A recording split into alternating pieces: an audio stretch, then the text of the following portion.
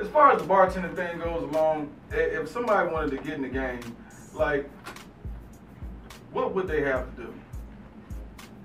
Don't do it unless you have a passion for hospitality, passion for people.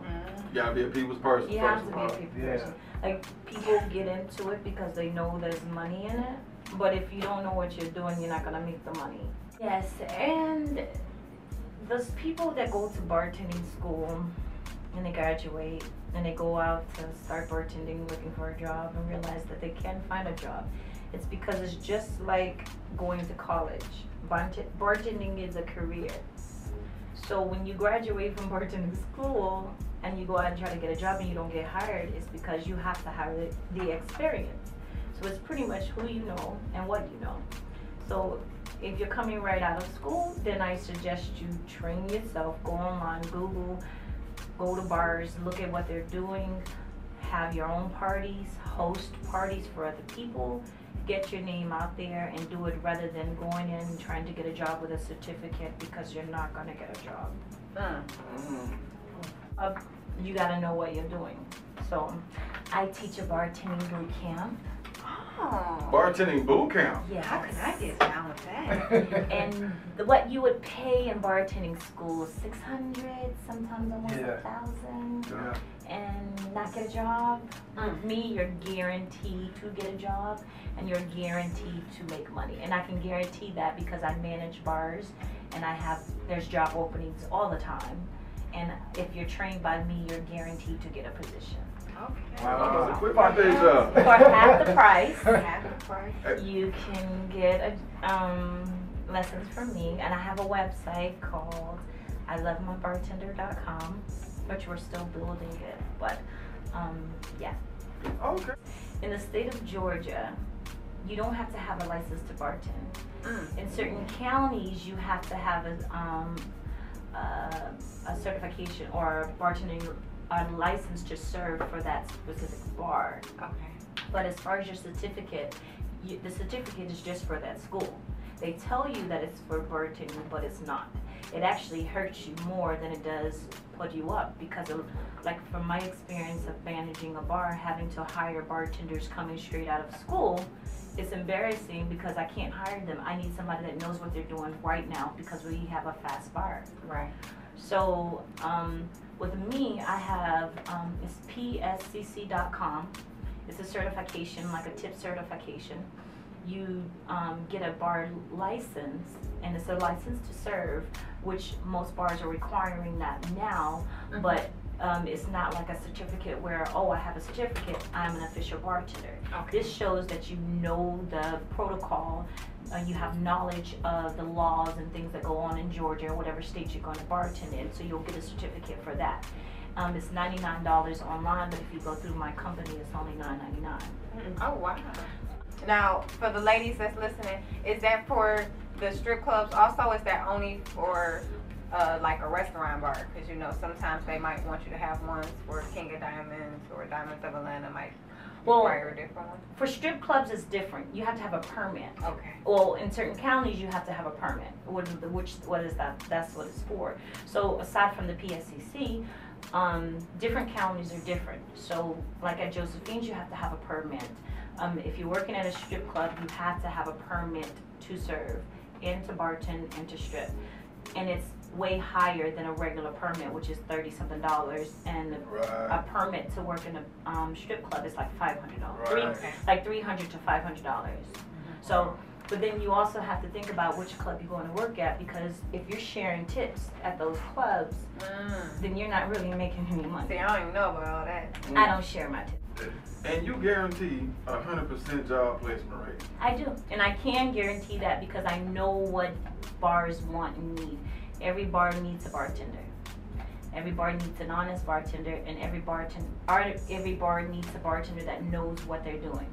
So the bartending industry, if you're a bartender, you should always have a job.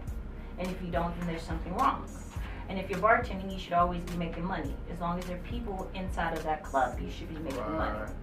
So my training skills teach you how to make money and teach you how to keep a job and teach you how to get a job. For a person who's just starting out a bartender, Should they go straight to a club, or what's the better venue? I know you got restaurants, you got hotels. Every bar is different. The difference between a hotel bar, restaurant bar, club bar, and a private party bar. Right. Private party bars, you kind of set the tone. You're in control of the bar. Nobody really knows what they want. They just come there to party. So you can pretty much develop your skills there by creating your own drinks and having people take what you're making rather than them coming to you and saying, hey, I want this. You can offer more at a private party. At hotel bars, you have your older people that are used to drinking certain things. So you have your traditional drinks, like your Cape Cod and your screwdrivers and stuff like that. At club bars, people normally order the same thing: Grey Goose and cranberry, gin and juice, Ciroc, Hennessy and Coke, margaritas, martinis, beers, and things like that. Right. So it depends on where you want to start out. So you say, I want to start out at a club. Well, you got to understand the industry in the club.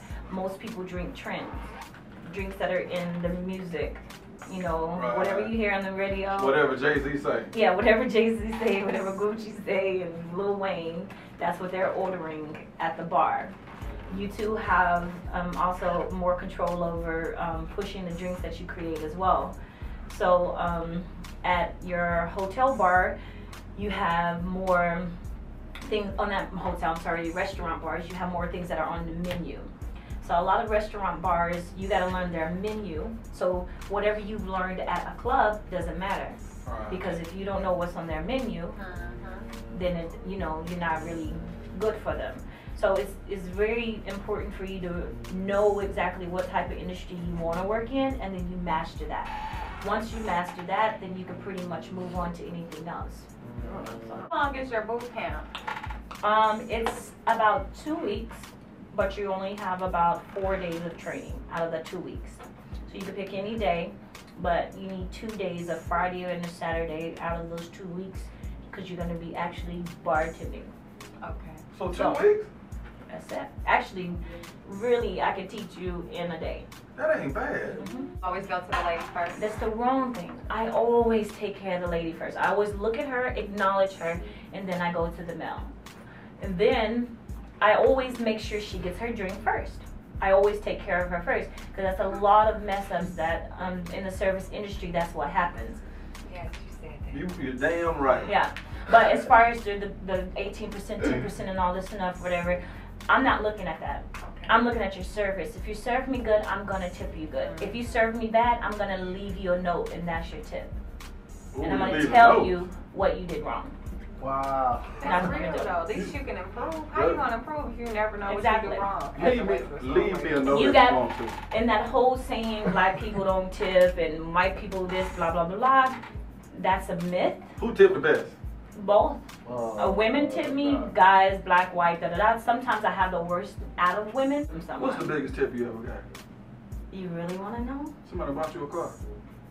Oh, that's nothing. She said that's nothing. No, really, seriously, I've had no. That's another story.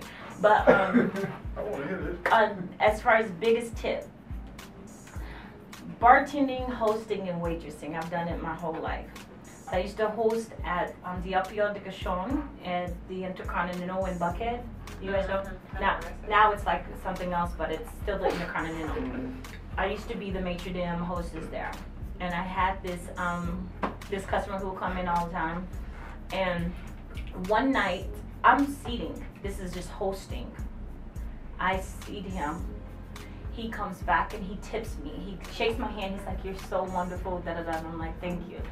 So I go and I look, and I was like, so I was going back. My boss is like, let me see how much you give you this time, because people always like give me money when I'm working. It's, how much is it? So we're counting it, and it's like $970. Wow. Okay, that's nothing. That's nothing. So he's like, so my boss is like, why do you work here? Why do you work here if you make so much money? I'm like, because I make it while I'm working here. So anyway, I guess it was like close to my birthday or something, whatever. So the guy knew my name and all this stuff, but he had my number, blah, blah. He calls me later on that week. He says, write this number down. So I wrote the number down. He says, go to the Western Union. So I go to Western Union. Girl, I'm gonna go work there. I quit. Take the microphone. Take the microphone. So you go to the Western Union. I go to... Girl, how much was it? Tell me. Don't say nothing crazy. It was some stacks she got. Nah, something like that. Don't say nothing crazy. So I go to Western Union, and he sent me $2,750. That's not all. He did it twice. So mind you, this is like a 100% true story. He probably out waiting in the car now. I tip you $2,700. You fine, bro. Shit. No. The key to, I'll tell you that later. Hospitality. Yeah, it's not about you women. You can sell yourself. You're beautiful. We're meant to be sexy, but we don't have to sell ourselves. Okay, there's a trick to it. Okay, so 5 years later, I never hear from this man again. Never saw him again. Never heard from him again. He never called me. Twice he gave me $2,700, and he tipped me $970 at my job. Wow. Okay, years have gone by. I've never seen him again. About a year ago, I was in Lenox Mall. I don't know that this is the person, but of course I meet somebody that I already knew. They introduced me to this person. They're like, hey, you want to go to Africa? I'm like, yeah, let's go, blah, blah, blah. So we ended up going to Africa. And I made Mama Africa do that. which I've gone twice. Mind you, when I came back, I was like, oh my God, you look so familiar. And I was like, oh my God. I was like, do you remember me? I was like, I'm that girl that, I was like, you're the same guy that from the Intercontinental, did you stay there? And he's like, yeah, he's like, oh my God, mind you, he didn't even know I was me, and I didn't know he was him. And again, he gave me it was like twice. But we're still very, very close friends. I go to Africa all the time now, and yeah. Shout out to Africa. What Shout out to What part? Abidjan, Kaduna, and Lagos. Yes. So, can you guys bottle? And what's the name of the company? It's called Adams. Adon. And hold up those 2 magazines that you said you're about to. Oh, okay. And explain. This is 19 Pole magazine. It's golf, fashion, and lifestyle. Yeah.